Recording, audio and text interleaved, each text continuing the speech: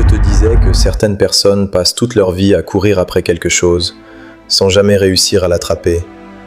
Elles travaillent davantage, elles font des heures supplémentaires, elles se fatiguent, elles se lèvent tôt, elles se couchent tard, elles essaient encore, et encore, et encore. Pourtant, malgré tous leurs efforts, elles ont toujours l'impression qu'il manque quelque chose. Comme si leurs mains étaient ouvertes, mais restaient vides. Comme si quelque chose disparaissait constamment. Comme si elles couraient derrière une ombre. Peut-être que quelqu'un écoute cela maintenant et se reconnaît. Tu travailles, tu fais des efforts, tu pries, tu te bats, tu avances. Mais parfois tu as cette impression étrange. Pourquoi est-ce que je n'arrive jamais à respirer complètement ? Pourquoi ai-je l'impression que ce n'est jamais suffisant ? Pourquoi est-ce que quelque chose semble toujours me manquer ? Ce soir, nous allons parler d'une vérité qui surprend beaucoup de personnes, parce qu'elle semble aller à l'opposé de la logique humaine. La logique humaine dit « garde davantage »,« accumule davantage »,« protège davantage »,« retiens davantage ». Mais très souvent, le royaume de Dieu fonctionne différemment. Et parfois, ce qui semble être une perte aux yeux humains devient une bénédiction dans une autre perspective. Bonsoir, bienvenue sur Canal Prière Chrétienne TV. Je suis André Johnny Célestin. Et ce soir, nous arrivons au jour 4 de notre série « Quand le ciel débloque la terre ». Pendant les 3 premiers jours, nous avons fait un voyage profond ensemble. Le jour 1, nous avons identifié les verrous invisibles. Le jour 2, nous avons purifié les sources. Le jour 3, nous avons parlé des idoles financières et de la place que certaines choses prennent dans le cœur.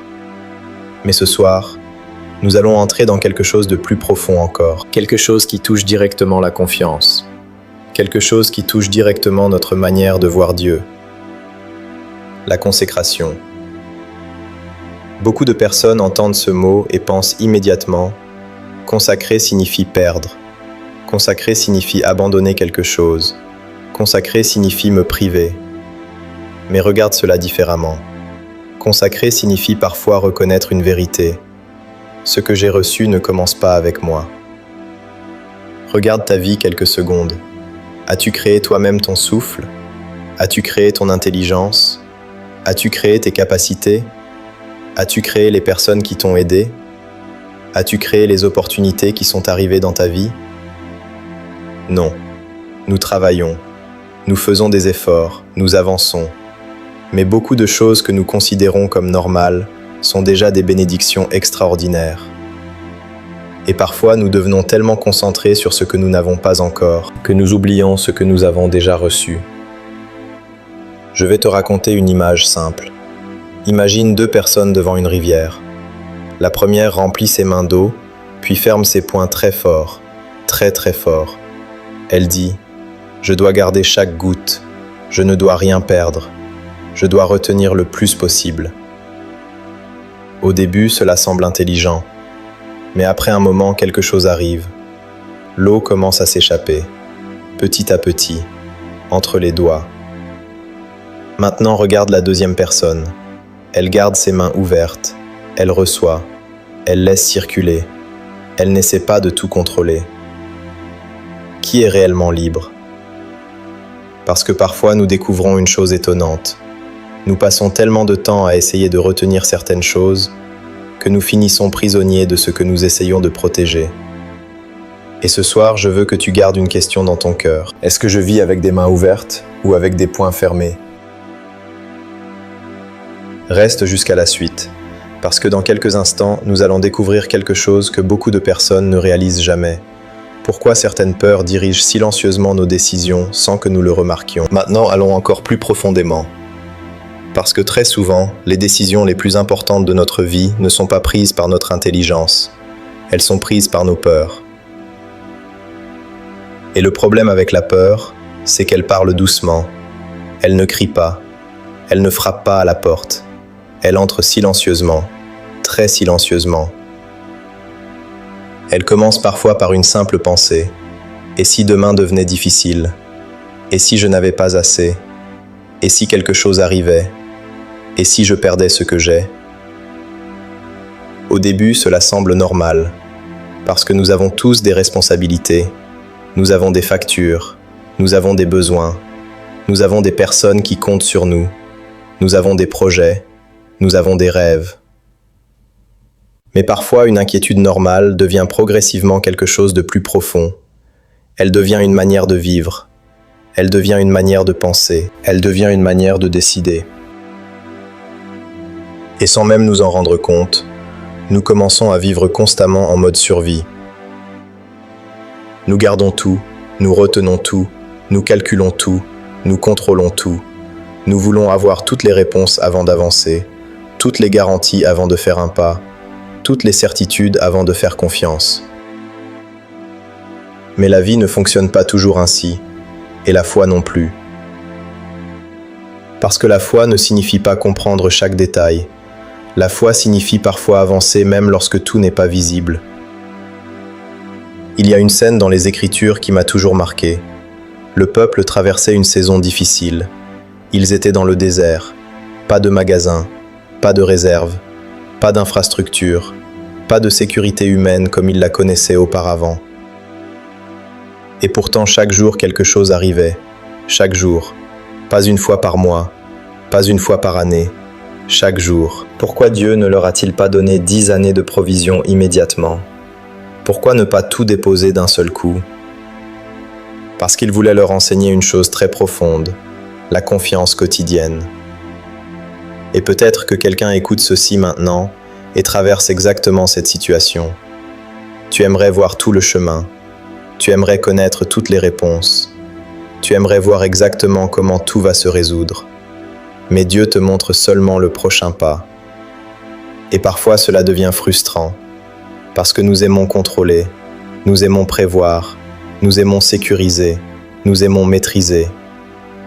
Mais imagine quelque chose. Imagine un enfant qui apprend à marcher. Le parent ne prend pas l'enfant et ne le transporte pas immédiatement jusqu'à l'autre bout de la maison. Non, le parent tend ses bras et dit « Viens », puis encore « Viens », puis encore un pas de plus. Et parfois Dieu agit de la même manière.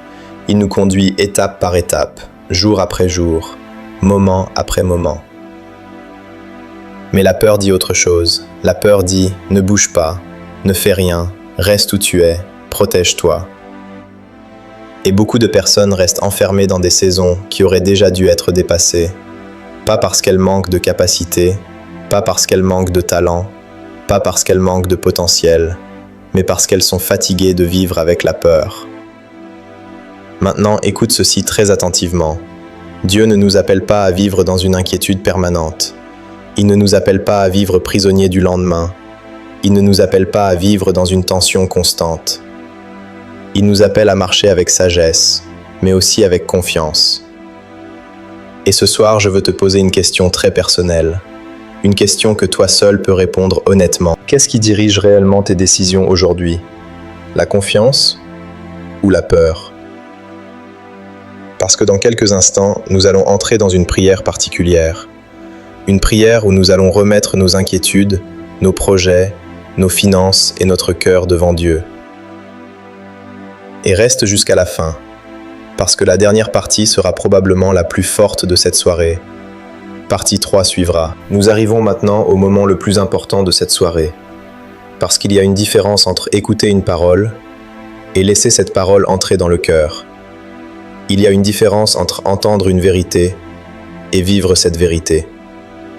Pendant quelques instants, oublie tout ce qu'il y a autour de toi. Oublie les distractions, oublie les appels, oublie les réseaux sociaux, oublie les préoccupations de cette journée, oublie les problèmes qui t'attendent demain.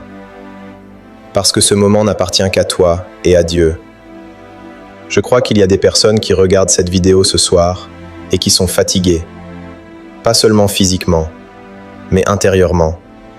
Fatiguées de porter des inquiétudes, fatiguées de porter des pressions, fatiguées de porter des responsabilités, fatiguées de toujours penser au lendemain, fatiguées de toujours essayer de tout résoudre seul. Peut-être que tu souris devant les gens, peut-être que tu dis que tout va bien, peut-être que personne ne voit vraiment ce que tu portes, mais Dieu le voit. Dieu voit les batailles silencieuses, Dieu voit les inquiétudes cachées, Dieu voit les nuits où tu réfléchis trop. Dieu voit les questions auxquelles tu n'as pas encore de réponse. Et ce soir, je veux te rappeler quelque chose. Tu n'as pas été créé pour porter seul tous les poids de ta vie. Tu n'as pas été créé pour vivre constamment dans la peur. Tu n'as pas été créé pour vivre prisonnier de l'anxiété. Tu n'as pas été créé pour vivre avec le cœur lourd tous les jours. Il y a parfois des personnes qui disent « Je dois être fort, je dois tout gérer, je dois tout contrôler, je dois trouver toutes les solutions. » Mais même les personnes fortes ont besoin de déposer leur fardeau. Même les personnes courageuses ont besoin de paix. Même les personnes qui avancent ont besoin de repos. Alors maintenant, si tu le peux, pose doucement ta main sur ton cœur, ferme les yeux quelques instants, respire calmement et prie avec moi. Pas comme quelqu'un qui répète simplement des mots, prie avec ton cœur. Père Céleste, je viens devant toi avec reconnaissance. Je viens avec sincérité, je viens avec humilité et je viens tel que je suis. Merci pour le souffle de vie, merci pour ce jour. Merci pour les bénédictions visibles, et merci aussi pour celles que je n'ai même pas remarquées. Merci pour les portes ouvertes, merci pour les personnes placées sur mon chemin, merci pour les opportunités, merci pour les capacités que tu m'as données, merci pour les talents que tu as placés en moi. Aujourd'hui, Seigneur, je reconnais que trop souvent j'ai voulu tout porter seul, trop souvent j'ai voulu tout contrôler, trop souvent j'ai laissé mes inquiétudes parler plus fort que ma foi. Mais ce soir, je dépose cela devant toi. Je te présente mes finances, je te présente mes projets, je te présente mes rêves, je te présente mes responsabilités, je te présente mes inquiétudes, je te présente mes peurs, je te présente même les choses que je n'arrive pas à expliquer. Là où il y a eu de la peur, mets ta paix. Là où il y a eu de l'inquiétude, mets ta confiance. Là où il y a eu de la confusion, mets ta sagesse. Là où il y a eu de la fatigue, mets ta force. Apprends-moi à vivre avec un cœur libre. Apprends-moi à vivre avec reconnaissance. Apprends-moi à marcher avec sagesse. Apprends-moi à faire confiance même lorsque je ne comprends pas tout. Je refuse d'être dirigé par la peur. Je refuse d'être dirigé par l'inquiétude constante. Je refuse d'être dirigé par l'anxiété. Je choisis aujourd'hui la confiance plutôt que la peur, la paix plutôt que l'agitation, la sagesse plutôt que la précipitation, la foi plutôt que le découragement. Je crois que tu me guides, je crois que tu me conduis, je crois que tu m'accompagnes, même lorsque je ne vois pas encore tout le chemin. Je crois que tu es présent dans les saisons faciles, et je crois que tu es présent aussi dans les saisons difficiles. Je marche avec confiance, je marche avec paix, je marche avec espérance, je marche avec foi. Amen. Avant de partir ce soir, j'aimerais que tu fasses quelque chose de différent. Pas simplement écrire un mot, pas simplement laisser un commentaire. Je veux une action concrète. Prends ton téléphone ou une feuille maintenant. Écris 3 bénédictions que Dieu a déjà placées dans ta vie. 3 seulement. Parce que parfois nous regardons tellement ce qui manque que nous oublions ce qui est déjà présent. Ensuite, écris dans les commentaires « Je choisis la confiance ». Et partage cette vidéo à une personne qui traverse une saison difficile. Parce qu'un message reçu au bon moment peut devenir une lumière dans une vie.